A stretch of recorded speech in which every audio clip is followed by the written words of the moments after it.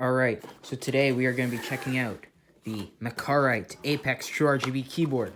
Let's open her up.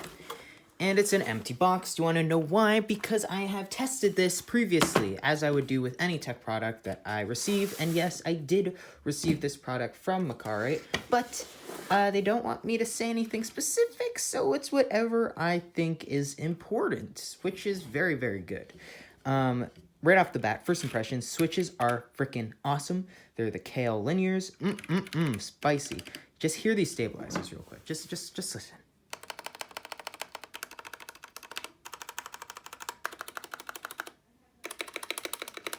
Very nice.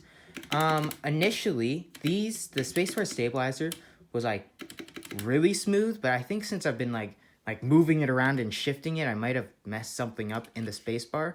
So what I would recommend is only take off the spacebar like once rather than like 5 times. Because like whenever I like play, I don't know why, but I like flipping and like just playing with my spacebar. So yeah, that could have been my fault, but very nice stabilizers and way better than like my HyperX or my RK61, which is my other 60% keyboard. So you're probably thinking, oh my god, why isn't it backlit, or why is there no RGB? Because, first of all, buddy, it's not plugged in, and I wanted to get the first impressions. Come on. This is a tech review, not some, like, toy wonderland place. Like, geez, relax. So, as you could see, when there's my lights on it, it's not bright at all, but go like this. Whoa, that is bright. So, these are the main functions that I know of, because I really didn't memorize it, because I've really only used this for like 2 weeks-ish, maybe a bit longer. But I tend to only use this nice blue, backlit, very nice, very easy. And as you can see, for some reason there's like a dull spot here. Like, I don't know why. Like, there is like a dull spot right there. I don't get it. It's just there. It kind of annoys me, but it's fine. You don't really notice it because your hand's like this, right? How could you ever notice that? So, function backspace to turn off the backlight completely. Backspace again. You can also use this boy to give your different keys lighting. So, this one right here activates your certain keys for different lighting. You could play with that a bit. I don't really use that because it's distracting. But the function and this little boy here makes it so then, well, different whole keyboard lighting modes. So you got just a flat color. What the heck does that do? Okay, I have no clue what the heck that does. Oh, it dims. This P dims, this brightens, I guess. Okay, let's brighten that up. Okay, that's as bright as it gets. We got rainbow. This is the standard default. It looks great. Like, oh my gosh, that looks so good. As you can see, the cap lock is lit, and it will stay that way if cap lock is activated, which is huge. Whenever I'm typing with a 60% keyboard, I actually really dislike it, because whenever I hit my caps lock key, I never know if I have caps on. And, well, before this, I had an RK61, which was one of the first 60% keyboards that I ever got. So it didn't really have all this nifty, cool functions, like this little backlight thing that will always stay. Wait, let me just turn off backlight. Yeah, it'll always stay lit like this, like a kind of purpley white color. So I'll always stay like that no matter what the color. But I don't like rainbow because it's distracting. I just go with the solid blue because I'm normal and I just want the backlit keys. Build quality, very solid. It's yeah, I'm not even gonna try. When you're looking at the back, honestly, doesn't look too flattering. Doesn't really, but who looks at the back of their keyboard? When it's off, when the backlighting's off, it's like translucent. So it's like, I don't know if you care about that. I think it looks cool, but some people might not like it. Got these like little rubber feet here. I didn't even know they were there until I started trying to move the keyboard. Oh my god. So really hard to move. It won't slide out from underneath you, and it does have weight, meaning, it's sturdy, that's for sure. But whenever I'm playing games, I like to like move my keyboard with my pinky and like shift it over, so I could go like this or like shift it over again. But I like shifting it over, and I just can't do that with this keyboard, which is great for most people. But for me, I don't know. I just like my keyboard slightly lighter than this. But overall typing experience, great. So the number one thing to know with this keyboard is that it does use newer tech. Well, newer being relevant to like a year. So with your FN, if you go FNW, it'll activate all your secondary functions. For example, if we go not W'd, this is just normal keys. It's just your normal alt. I don't even know what that does. Control and a question mark. But if you FNW, these then become your arrow keys. And then if you FN this, it becomes a question mark. But basically, this locks it as the second functions, which is pretty lit.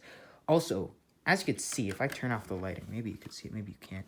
I have used this keyboard, so I kind of know what I'm talking about when I say that this keyboard feels great when you're gaming. Like, I've been playing a fair bit of Valorant, and oh my gosh, I feel so crispy on this board. Like, gee whiz. Like, I could strafe like a king on COD. Like, it's super nice. Like, the switches are so freaking smooth that whenever I get tired, right, and I'm just, like, holding the keyboard like this, sometimes, like, I kind of, like, fall asleep while I'm gaming or while I'm watching a corner, and my finger slightly rests on W, and I just start walking forward. That's how smooth they are. Like, I could, like, apply a tiny bit of pressure, and I'll just start walking forward, which is great for gaming. Maybe not so much for typing, but it's great. It feels great, very responsive. The only thing that I would say one last thing that I just noticed, we just turn on this light. Oh, I just blinded half of you, haven't I? Oh, okay. So is this cable? I don't know why. Does this match? I don't think it matches. The gray kind of makes it look kind of weird. I wish they had a white cable. That's just aesthetic. It doesn't even do anything. By the way, it's USB-C, but I wish it was white. I just use my RK61 cable because it's white and it looks pretty. But that's besides the point. These caps, I did like take one or two of them off, and they feel pretty solid. I'm pretty sure they're double shot PVT, which is great. They'll last forever. So yeah, you won't be needing to replace these anytime soon. But if you do, well, why would you? The font's great. It feels nice and smooth. I don't see any complaints with it. And yeah, I don't even know what else to say about this keyboard. Honestly, Mecharite did a great job. One of the only things I would say, this is how you know I haven't been getting paid by them, or they're not paying me by any means. Like, if you buy this keyboard, you will give me like $1 million in commission fees. No, I'm not getting that. I just got the keyboard, boys. Okay.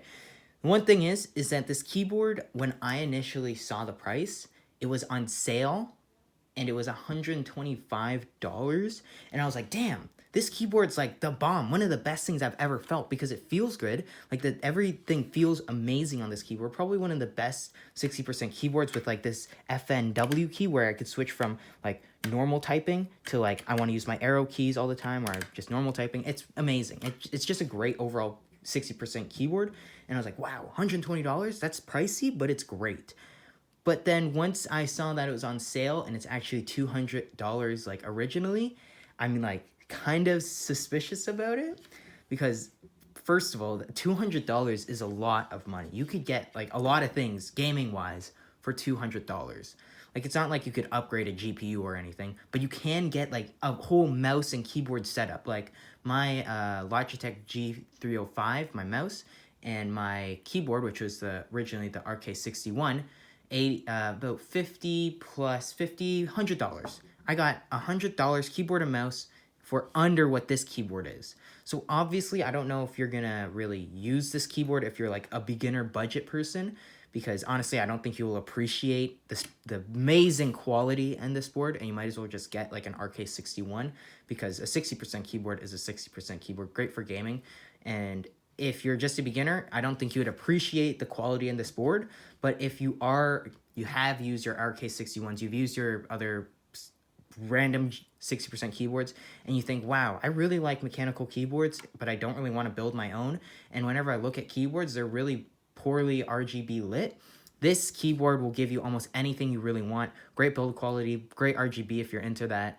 Honestly, that voice crack. Honestly, great board overall, but it's a little bit pricey for those budget gamers, which I am. And I'm really happy they sent this to me, because I'm just really happy with the product. So yeah, hope boys and girls have enjoyed this video. And if you did, please leave a like and subscribe. If you do stick around for the next 15 seconds or so, I will just be typing on this keyboard just for your pleasure, all right? So, hope boys and girls, peace.